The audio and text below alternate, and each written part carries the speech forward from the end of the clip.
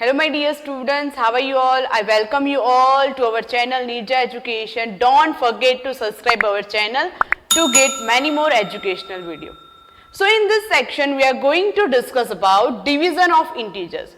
If you have seen the previous parts of this chapter, in that we had discussion about how to add, how to subtract and how to multiply the integers, and now it's turns for how to divide integers. Let us see that when two integers are having same signs, either it is positive or negative, we need to divide them as whole numbers ignoring its signs. Let's see one example. Here I have taken 64 divided by 8. As you can see, this both the integers are having same sign, positive. Next one is minus 50 divided by minus 10. These two integers are also having same sign, minus. So we need to divide them as we are dividing whole number ignoring their sign. 64 divided by 8 will be 8. If we are going to divide 50 divided by 10 is equal to 5. So my dear student, whenever two integers are having same signs and that integers are in division, then we can conclude like that the answer will always be positive. We are going to ignore their sign. Now only one left. What happens if we are going to divide one positive and one negative integer? For that also first we are going to ignore their signs. We are going to divide the number as we are dividing whole number, but in the result we are going to put minus sign. Here I have taken two integers, minus 100 and another one is 20. As you can see, minus 100 is negative integer, 20 is positive integer. Now what we need to do? We need to divide them as a whole number ignoring their sign. So if we are going to ignore, we are having 100 divided by 20 and answer will come as 5. But remember here we need to add minus sign in the answer. So my dear student, this is how you can divide any integers, either they are positive, either they both are negative or one positive and one negative. Now let us see the properties of division of integers.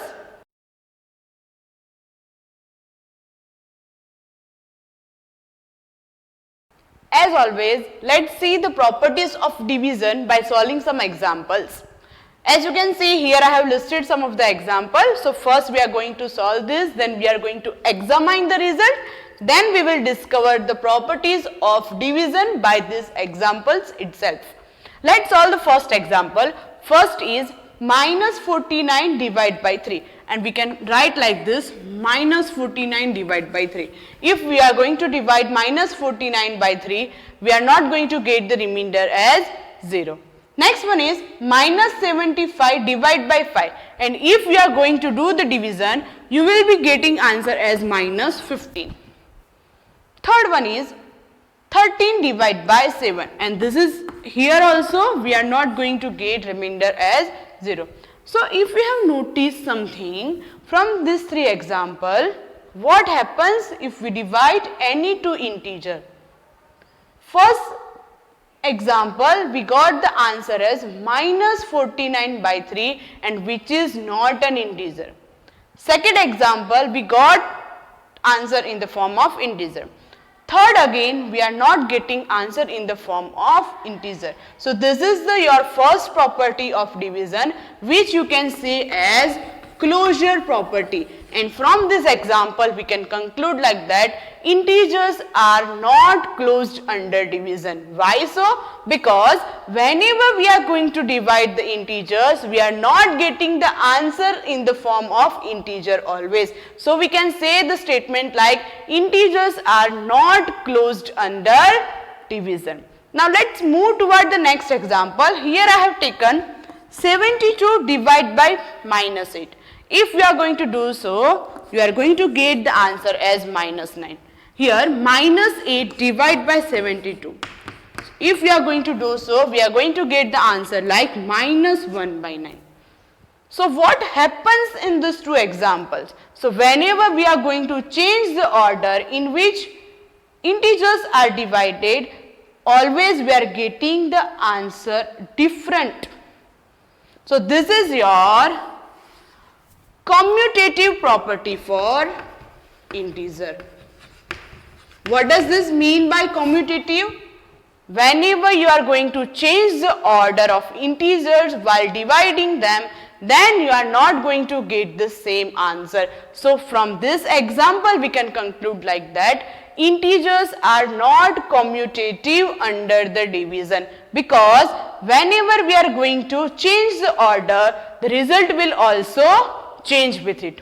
So this is the two property, closure and commutative, for the division of integers. So now let's see what happens if we are having 0 or 1 while division. So this is relation of integers with 0 and 1 under division. If we are going to divide any number with 1, then we will get the number itself as answer. If we are going to divide 0 with any number, then we will always get 0 as answer. If we are going to divide number with that number itself, then answer will be 1 always. But what happens if we are going to divide any number with 0 that is not yet defined? So my dear student, these things you need to take care about whenever you are dealing with 0 or 1 in the division. So till now we have seen addition, subtraction, multiplication, division of integers, and we have seen example also how to divide, how to add, how to subtract and how to multiply the integers. But what happens if all the operations come together, then what to divide first, how to start, that all things we are going to see in next topic by the examples. So my dear student, let's see now how to simplify the numerical expression. It is very confusing for us if all the operations are given together, which to solve first, from where to start first. So by using BODMAS rule, we are able to solve the numerical expression. Now the question is that, now what is this BODMAS rule? Till now you have already seen the DEMAS rule. BODMAS rule in B stands for brackets. Either it is open interval, closed interval, or this kind of interval we can use to solve some specific expression. This O stands for off, that means power of. D stands for division, M for multiplication, A for addition and S for subtraction. And now we are having our order to solve the numerical expression. That means if any numerical expression is given to us to solve, so now we are knowing from where to start because of this BODMAS rule. By using this BODMAS rule, we all are able to solve a various kind of numerical expression without any kind of confusion. Just we need to follow this order, we need to follow the priority which is decided by BODMAS rule. Now let's see how to solve the numerical using BODMAS rule. So here it is given, simplify this expression, and just now we have seen by applying BODMAS rule, we all are able to simplify this expression. So first of all, we are going to solve this bracket. Let's do so. Rest of all the integers you need to place as it is. We just need to do the operation on this bracket only. If we are going to do 60 divided by 3, we will have the answer as 20 minus 45. Now next we are going to do that, we are going to solve this bracket. So rest of all the integers, 3 bracket 72 we need to put as it is. Now 20 minus 45 will be minus 25. Now again we are going to solve this bracket. So this 3 we need to put as it is. 72 multiply by 25, avoid this sign, multiply by this 2 number, and in answer you need to put minus sign.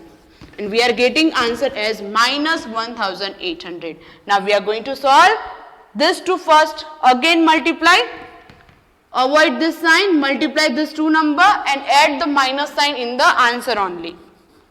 We are going to get the answer as minus 5400.